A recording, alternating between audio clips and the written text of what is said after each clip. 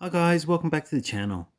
In this video, I'm going to be showing you how to remove your profile picture on Facebook.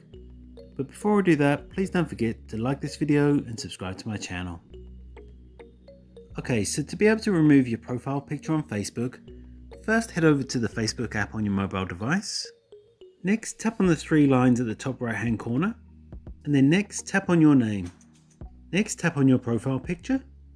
Then tap on See Profile Picture. And then on the next screen, tap on the three dots in the top right hand corner.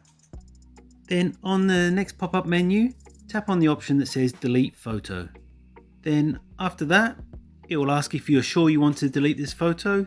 Then all you need to do is tap on Delete and then your profile picture will be removed. And that's all it takes to remove your profile picture on Facebook. If you found this video helpful, I'd love if you like this video and subscribe to my channel.